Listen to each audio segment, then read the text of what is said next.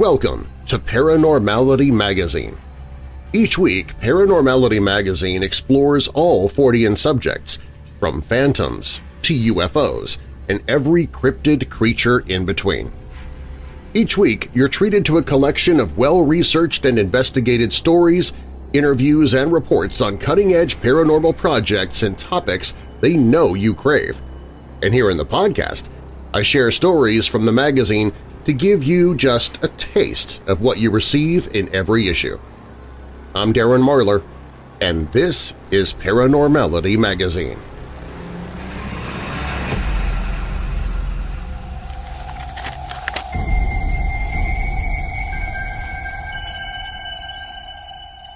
From the December 2023 issue of Paranormality Magazine, The Search for Cosmic Gateways. For centuries, legends and myths from cultures all over the world have told of mysterious portals said to transport travelers instantly between far distant locations. Often known as Stargates, the origin and purpose of these theoretical passages between worlds remain shrouded in mystery. But new evidence is emerging that may shed light on the locations and true nature of these elusive cosmic gateways. The earliest known accounts of stargates date back to ancient Egypt, where hieroglyphics and funerary texts reference a mythical portal called the Door to Heaven, said to link the mortal realm to that of the gods. Some contend the Door to Heaven was a physical gateway located somewhere along the Nile, while others insist it was a metaphor for the journey the soul takes after death.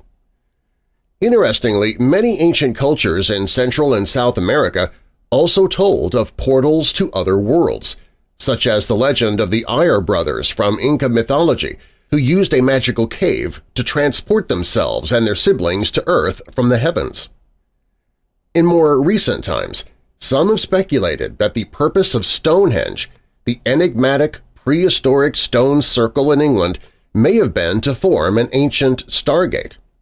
They point to the precise alignments of the standing stones with key astronomical bodies and posit that opening the portal required intricate rituals performed by Druid priests. Skeptics counter that no credible evidence ties Stonehenge to supernatural transportation. Nonetheless, the site continues to fascinate paranormal enthusiasts to this day. Elsewhere in Great Britain, rumors have swirled for decades around a secret Stargate facility supposedly built deep beneath London's historic Scotland Yard headquarters. While firmly denied by authorities, the story goes that classified experiments in the 1940s accidentally opened a wormhole to another dimension there. It's said to have remained under guard as a closely guarded secret ever since. Curiously, declassified governmental documents do confirm highly sensitive psychic experiments were ongoing in the vicinity at that time, but any connection to Stargates remains pure conjecture. Across the Atlantic, conspiracy theorists contend the U.S. government has not only experimented with Stargate travel, but mastered it. They believe the technology was first developed in the 1950s as part of a Cold War program to build a portal linking a secret underground base near Boston to an existing wormhole under the ice of Antarctica. The ultimate goal was rapid deployment of military forces across vast distances. The Antarctic end still operates today, according to the claims. And while no hard evidence supports the theories, they do raise an interesting question. If Stargate travel was achieved, what astonishing wonders and fearsome dangers might await on the other side? Some contend that Stargates may even explain the baffling disappearance of ships and airplanes in Alaska's infamous Bermuda Triangle like Dead Man's Triangle. Located near Juneau, it is associated with many unexplained vanishings. Could a portal reside deep in the area's glacier-filled fjords? While an exotic theory, it offers a potential, if improbable, rationale for the region's well-documented paranormal activity. Of course, Alaska is not alone in reports of inexplicable phenomena. Similar accounts surround the remote vortices of Sedona's energy vortexes and the Nevada Triangle, angling from Las Vegas to Reno to Fresno. Even the Bermuda Triangle itself may contain an underwater Stargate, according to some exploring anomalous events in the area. While far from proven, it's within reason to speculate that if Stargates exist almost anywhere on Earth, we would find them in such reputed paranormal hotspots. Ultimately, without more concrete evidence, the existence of Stargates remains highly speculative. But with advances in particle physics, quantum mechanics, and our understanding of space-time, unlocking the secrets of transdimensional travel may lie just beyond mankind's grasp. And if real, the implications are staggering. Will we one day traverse the cosmos or even escape the boundaries of our universe entirely? Or will opening gates to other realities unleash horrors beyond imagination? One thing is certain. If Stargates exist, the adventure of the millennium may await us.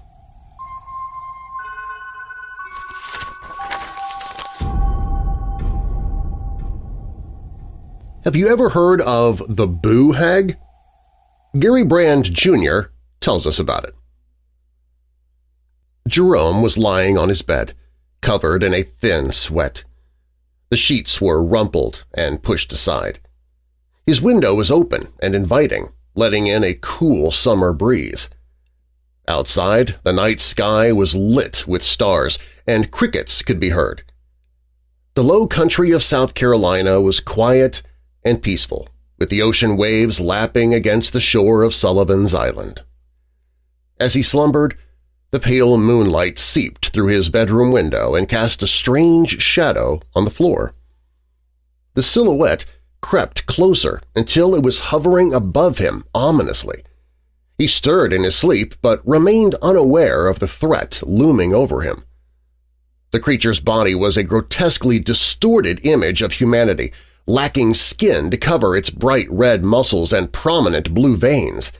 Its eyes were wide and yellow, glowing like cat's eyes. Its hair was long and wispy, blowing in an eerie breeze that seemed to originate from some other realm. The creature crept slowly along Jerome's creaky mattress, placing knees on either side of his chest.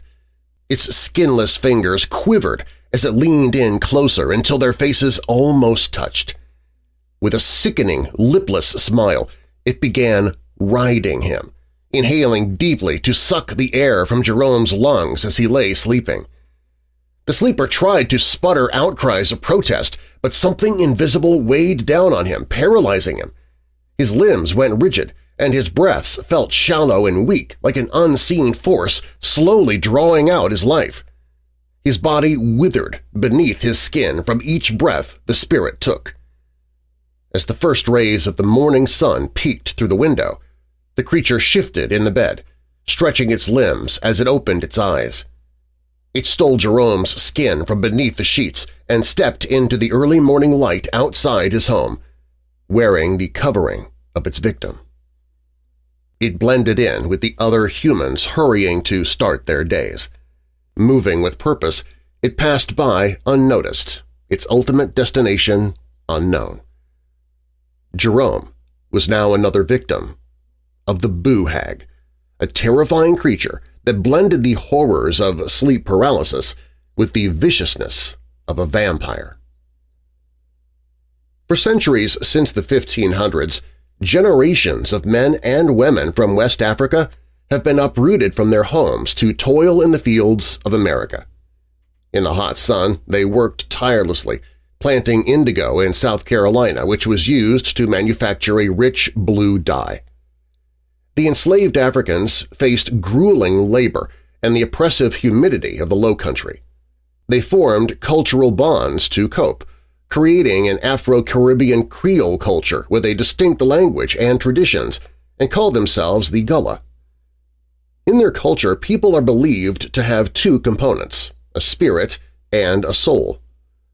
Upon an individual's death, the soul passes on to heaven or hell, depending on how they lived life while on Earth. The spirit, however, remains behind in the physical world as a form of spiritual guidance for future generations. In Gullah folklore, a Buo Hag was believed to result from a malevolent spirit that persisted into death. These creatures of the night brought with them witchcraft and insidious magic that wreaked havoc upon unsuspecting victims. Due to their malicious nature in life, it was feared that these entities remained supernatural beings, bringing terror to those around them after passing. Legends state they survived by siphoning off life force from their victims and feeding on it while subjecting them to intense nightmares. This dreadful behavior generated a saying among the Gullah community, "Don't let the Buo Hag ride ya." Folklore suggests that if a person is fortunate, they may awaken from their slumber feeling extremely fatigued yet unharmed. An indicator of an encounter with this spirit is someone asleep for hours yet feels as if they have not rested. Buo Hags are said to be deterred from riding a person at night by having an object such as a broom, hairbrush, or colander near an individual's bedroom door. These objects have been said to make the evil spirit pause and count the bristles in a broom, the strands in a hairbrush, or holes in a colander. The objective is for the hag to be preoccupied until sunrise. Without her protective skin suit, the Buo Hag will succumb and perish when exposed to the morning light. Throwing a handful of salt over the Buo Hag is also an effective way to kill it. Salt will prevent the spirit from re-entering its skin and cause it to perish before the sun rises. While this method can be tricky, it will put an end to the creature. The best way to avoid potential encounters with the creature is through a hue called haint blue. The robin's egg blue color closely mimics that of the sea and sky in South Carolina's Lowcountry coastal region. It is believed to repel malevolent spirits and ghosts based on Gullah folklore. For generations, the Lowcountry people have used paint of this color on their windowsills, shutters, doorways, and verandas' ceilings. The reasoning is that spirits think they have stumbled into a body of water and are trapped. In reality, they've stepped out into the open sky and will be swept away by the wind or destroyed by sunlight. This low-cost solution has effectively kept away those seeking to inflict harm. Not only that, but it's also believed to create an illusion that small spaces seem more prominent, a significant advantage in rural houses of days gone by. Should you come to this area, it would be normal to find homes adorned with the color meant to keep evil away while allowing the benevolent forces to stay and guide the youth. Bottle trees, made by placing blue glass bottles on the ends of sticks or branches, have been used to deter evil spirits. The color of the glass is believed to trap these entities inside, as they can enter through the small openings but can't escape again. The bottle's ringing, rattling, or rustling sound indicates that a spirit has been captured. Still, if a hardware store does not have a can of haint blue, purchase a broom or two to maintain a safe home against the Buo Hag.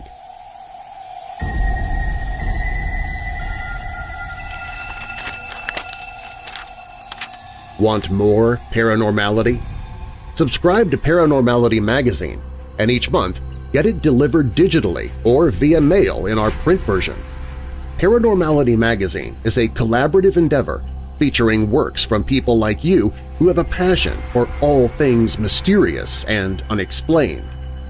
Our goal is the pursuit of knowledge, gathering captivating stories from our own team of writers, researchers, and investigators, as well as from writers such as yourself. Each monthly issue also includes a list of paranormal, horror, UFO, and cryptozoology events around the country, incredible paranormal-themed artwork, articles and writing sent in from our readers, suggested books and podcasts to consume, and more. Visit ParanormalityMag.com and subscribe today for as little as $3.99 a month. That's ParanormalityMag.com. ParanormalityMag.com.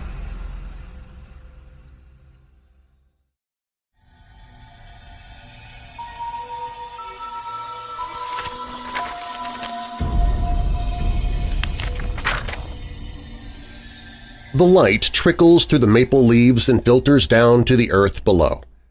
Various birds can be observed in and around the dense woods. Their songs punctuated only by the whistling of winds through the branches.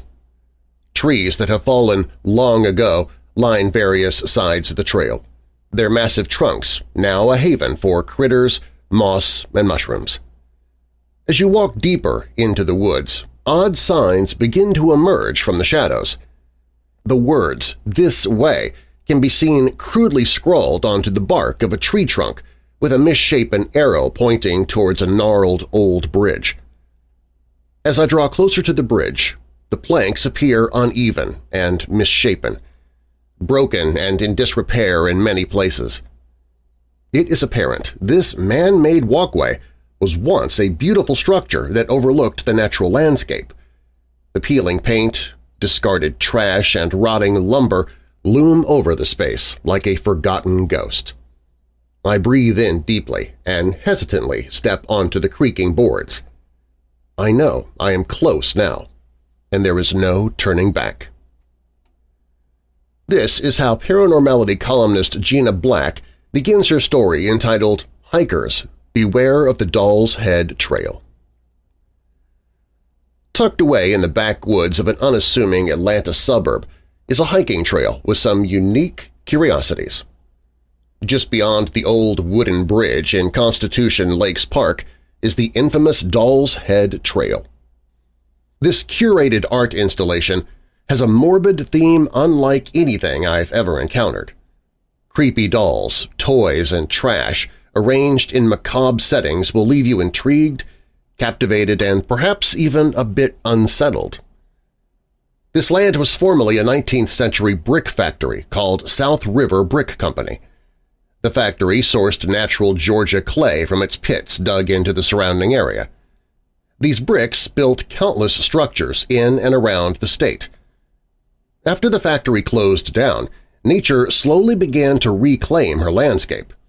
The former clay pits began to fill with natural water and became a system of ponds now known as Constitution Lakes.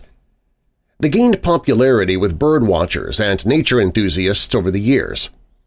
In 2003, DeKalb County purchased the land and paved trails, constructed bridges, and cultivated what the current nature preserve is today. Many locals walked these trails often, including a local carpenter, Joel Slayton. Where others saw discarded trash that littered the forest trail, Slayton saw an opportunity to create art. He envisioned a whimsical world where doll parts and unwanted toys could come to life in a misfit installation of curiosity and expression. He began his odd menagerie with dolls, bottle caps, old televisions, bicycles, and other odds and ends he collected among the trails. He encouraged others to add to the installations with found objects recovered from the forest itself. He strongly discouraged bringing foreign items into the collection from outside the walls of the woods. The idea was quirky, but also central to shining a light on nature preservation. Since the project's inception in 2011, Slayton and supporters note the decrease of trash on and around the trails as being a direct result of the installation. Over the years, the doll collection grew, and with it a growing fascination for the macabre world Slayton had created. Hand-painted messages appear alongside some dolls, commenting on society and the world around us. These messages range from positive encouragements, cheeky observations, and even cryptic warnings of the government's control over the country. The lifeless eyes that look up at you from knots of trees, hanging ropes, and discarded objects seem to follow you as you walk further and further into the dense woods. The overwhelming sense of being watched can feel suffocating at times and rather unsettling. Whether the trail itself is haunted or not is certainly up for debate depending on who you talk to. Dolls are said to be common vessels for spirit attachments, so the notion of the trail collection being haunted is certainly a plausible possibility. Throughout history, dolls have held a connection to the afterlife for a variety of reasons. Going back to Mayan times, people believed the objects could provide the closest option to a human form, which potentially attracted spirit energies to enter them. The concept of death is not necessarily an easy notion for young minds to comprehend, thus causing speculation to suggest attachment of children to familiar and comfortable objects during a spiritual transition.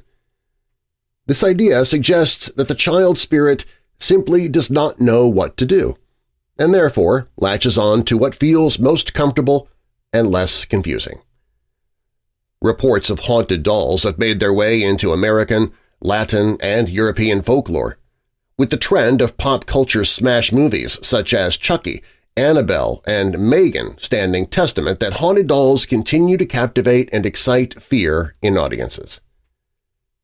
Personally, I feel the dolls represent guardians of the space, and their eerie gaze a reminder to behave within the forest. The very idea of creating this macabre world from trash really inspired me and left me more cognizant to the presence of litter along the forest floor. If the trail is haunted, I do believe the energies are benevolent and most likely grateful for the newfound purpose in this serene setting. Despite being discarded by some, the dolls have found new life inside the creative world brought to existence thanks to Joel Slayton. Instead of filling a landfill, they can now fill our imaginations with endless possibilities, inspiration, and so much more. If you find yourself in the area, I highly recommend a visit to this quirky little gem. You can find it in Atlanta, Georgia, at 1305 South River Industrial Boulevard, Southeast.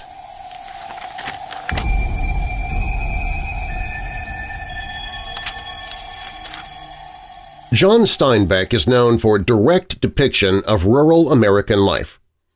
His stories and books are certainly not known for being fantastical or taking deep dives into the paranormal. However, one of his short stories briefly and casually mentions one of California's most famous paranormal entities. In his short story, Flight, a teenage boy who is forced to flee into the Santa Lucia Mountains receives an ominous warning from his mother. "When thou comest to the high mountains, if thou seest any of the dark watching men, go not near to them, nor try to speak to them." Columnist Billy White brings us the story of the mysterious Dark Watchers of the Santa Lucias. If you're not familiar with the legend of the Dark Watchers, you may assume that the mother in this story is giving a vague warning. Later in the story, the main character does encounter these figures on his flight. However, the casual reader might still not think that there's anything more than men who live in the forest. Pepe looked suspiciously back every minute or so, and his eyes sought the tops of the ridges ahead. Once, on a white, barren spur, he saw a black figure for a moment, but he looked quickly away, for it was one of the Dark Watchers. No one knew who the Watchers were, nor where they lived, but it was better to ignore them and never to show interest in them. They did not bother one who stayed on the trail and minded his own business. So if these Watchers are not mere men in the rural Santa Lucia Mountains, who or what are they?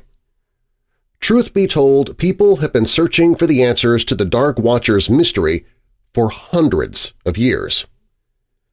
The Santa Lucia mountain range lies along the central coast of California.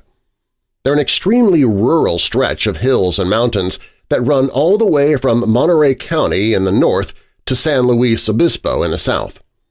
Because of the vastness of the range, they proved to be a difficult obstacle to the Spanish as they moved through on their colonization of the California coast. However, the conquistadors began reporting seeing mysterious figures throughout the mountains. These figures became known as Los Vigilantes Oscuros, or the Dark Watchers. As more and more settlers began to move through the area, they continued to report encounters with these entities. Each person who claimed to see the Dark Watchers reported essentially the same encounter. The Watchers are typically seen during the late afternoon and early evening hours. They seem to be approximately 7 feet tall, humanoid beings wearing wide-brimmed hats and dark clothing. Those who've encountered them claim they are unable to see detailed facial features other than eyes that appear to be watching them. The Watchers are usually seen from quite a distance and disappear quickly once spotted. Some people have reported that the Watchers seem to be moving through the mountains with long staffs. They do not make any noise as they travel. One of the most interesting features or attributes of the Watchers is that they seem to prefer to appear to people who are traveling with limited technology. Most of the reports come from hikers and campers who are going through the mountains traveling with very limited investigatory equipment or even cell phones and computers. Since the Watchers are so famous and have attracted such a following, they have also attracted the attention of the scientific community.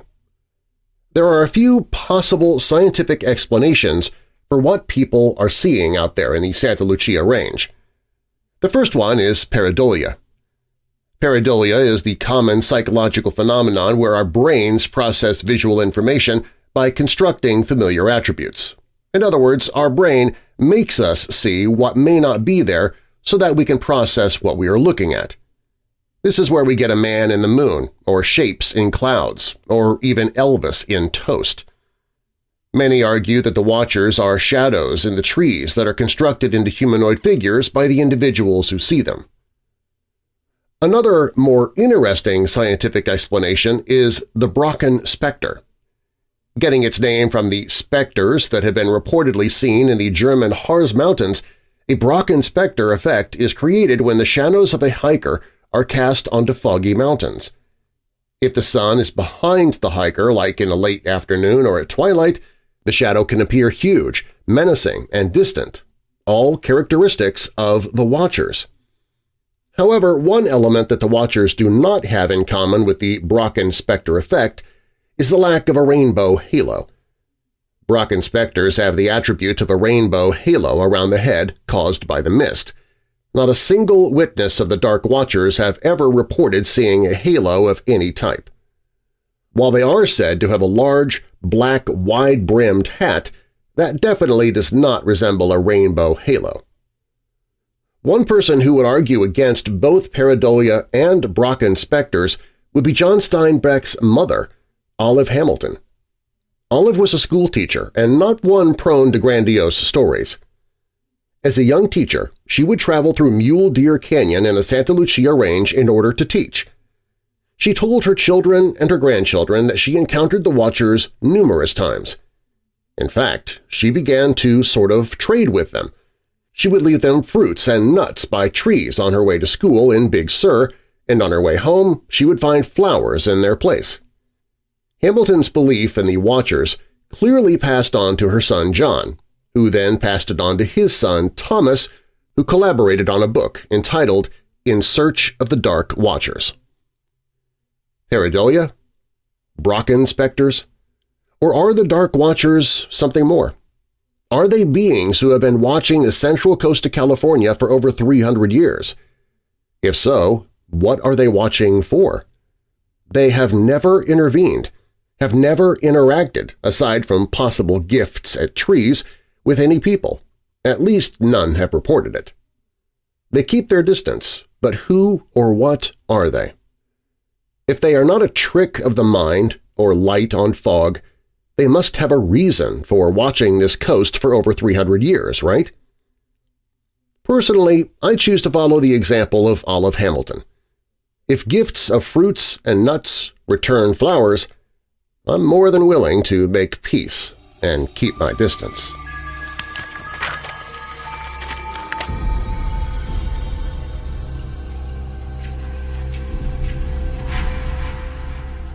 Thanks for listening to Paranormality Magazine. Get more information about the magazine and subscribe to our monthly publication at paranormalitymag.com. That's paranormalitymag.com, or click the link in the show description. And if you're a researcher or investigator, send us your stories. We might feature you in our next issue. If you have a paranormal podcast, you can add it to our website so our readers can find your show. And artists, if you'd like your work to be featured in our magazine or on our back cover, contact us. Again, our website is paranormalitymag.com. I'm Darren Marlar, and I'll have more paranormal for you next time from Paranormality Magazine.